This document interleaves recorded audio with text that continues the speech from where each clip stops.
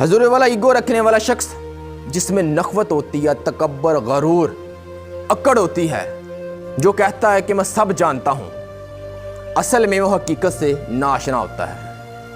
آپ کو بہت سارے لوگ یہ کہتے ملیں گے، یار ہماری تو قسمت ہی نہیں بدلتی۔ جس طرح ہر کام کی ایک ترتیب ہوتی ہے، اسی طرح قسمت کی بھی ایک ترتیب ہوتی ہے۔ واقعی میں ان لوگوں کی قسمت نہیں بدلتی وہ جس میں ایگو ہوتی ہے، کیونکہ ایگو رکھنے والے شخص میں صبر اور برداشت نہیں ہوتا۔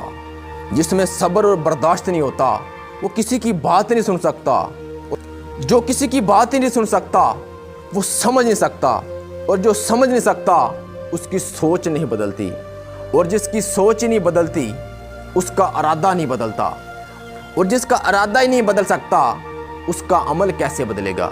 اور دوستو، جس کا عمل ہی نہیں بدلتا اس کی عادتیں کبھی نہیں بدل سکتی، اور جس کی عادتیں نہیں بدلتی اس کا مزاج نہیں بدلتا، اور جس کا مزاج نہیں بدلتا اس کا نتیجہ کبھی نہیں بدل سکتا، اور آخر میں جس کا نتیجہ نہیں بدلتا اس کی قسمت نہیں بدل سکتی۔ اور جناب، کیونکہ قسمت کے بدلنے کی ابتدا صبر اور برداشت سے ہوتی ہے۔